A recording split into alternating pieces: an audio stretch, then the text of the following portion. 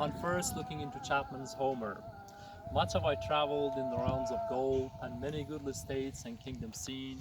Round many western islands have I been, which bards in fealty to Apollo hold. Enough of one wide expanse had I heard, with that deep-browed Homer ruled as is the mean. Yet did I never breathe its pure serene, till I heard Chapman speak out loud and bold. Then I felt I like some watcher of the skies, when a new planet swims into his ken, or like stout Cortez, when with wild eyes he stared at the Pacific, and all his men looked at each other with a wild surmise, silent, silent, upon a peak in Darien. This is a small poem or sonnet by John Keats when he was 20.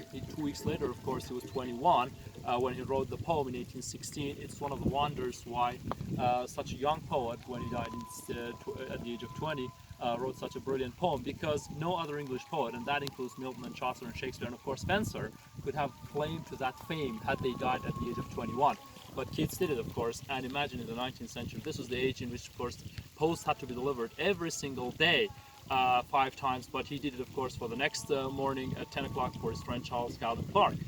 What I'm amazed by during the course of this poem is that he gives us a literary goal. That is, when you read this, you experience this. So reading makes him, of course, experience the Homerland, the translation that he had read by the Elizabethan sonneteer George Chapman of Homer's Iliad and Odyssey. He had, of course, read previously an edition of the translation of Homer's Iliad and Odyssey by Alexander Pope in the 18th century, but he hated it, and since he hated it, he had to come to another translation. And he says that reading different translators has a life-altering experience for the reader. So he compares himself with a simile. To whom? To William Herschel, who had earlier in the century, of course, discovered the Uranus. But he says that experience is not comparable to reading, since the astronomer is just sitting there and watching the sky. But Cortez, who was, of course, the person who discovered, according to Keats, but he knew that he made a mistake here. It was Balboa who did this.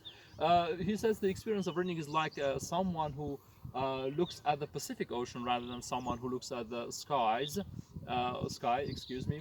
And he compares the reading experience to that of the watcher of the ocean rather than the watcher of the sky.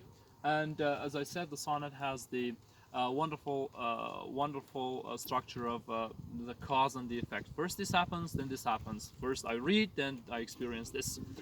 And that's what I come away from this poem. Thank you.